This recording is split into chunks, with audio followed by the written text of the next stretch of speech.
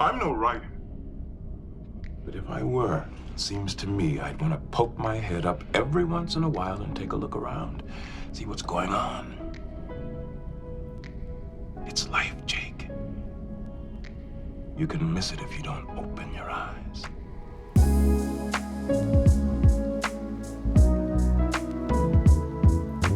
That single, unassuming line quietly holds the heart of an entire story. A story about loss, about memory, about time, and not just the kind measured by stardates and chronometers, but the emotional time we carry inside us, the kind that stretches across decades, when someone you love slips just out of reach. This is The Visitor, a Season 4 episode of Star Trek Deep Space Nine that more than any battle scene or cosmic anomaly taps into something deeply, painfully human.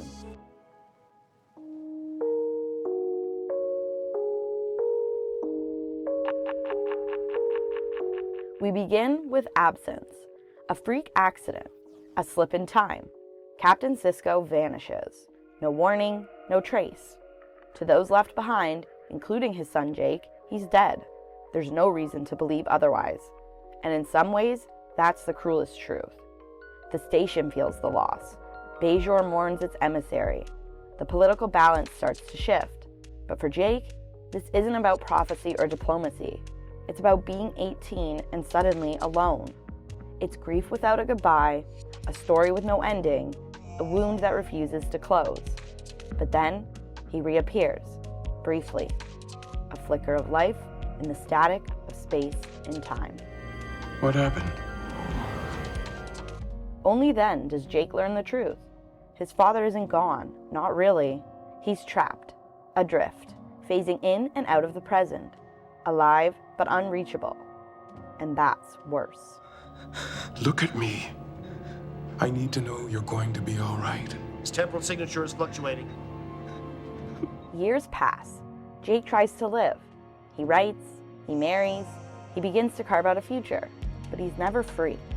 Because grief like this doesn't fade. It waits. It lingers in doorways, in shadows, in seconds that shouldn't still hurt. What was that? And every time his father reappears, haunting the edges of time like a ghost who refuses to rest, Jake is pulled back in. He realizes he's never truly let go. He can't. So he stops pretending. You have a wife, a career. And don't think because I'm not around much that I don't want grandchildren.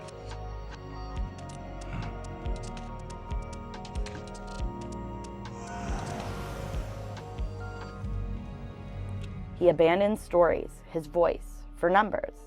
Physics becomes the new language of longing.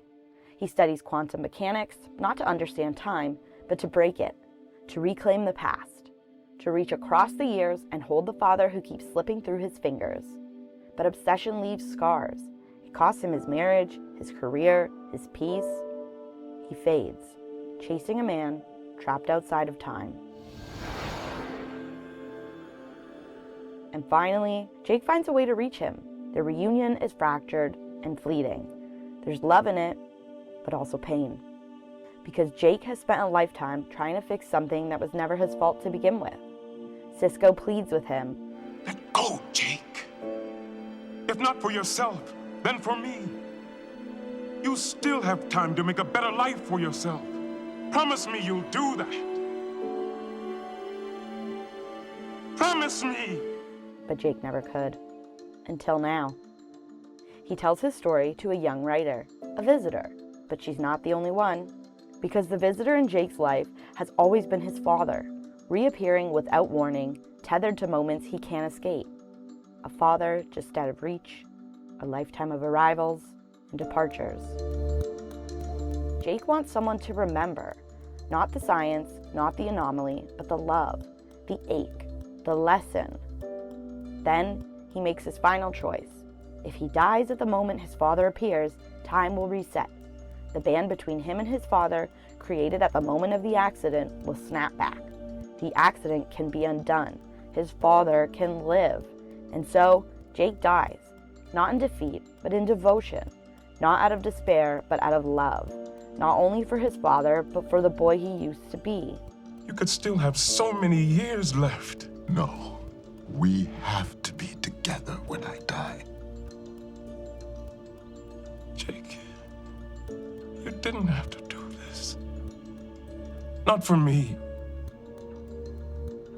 For you, and for the boy that I was. He needs you more than you know.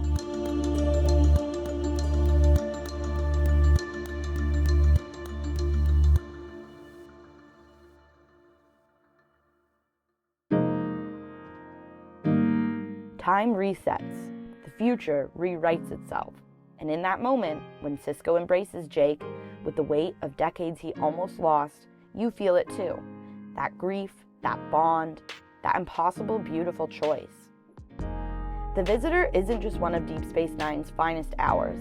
It's one of television's rare moments where science fiction becomes soul fiction, where time travel is just the scaffolding for a story about fathers, sons, and the wounds love leaves behind. It doesn't ask you to understand the mechanics. It asks you to feel the cost. And by the time the credits roll, you do.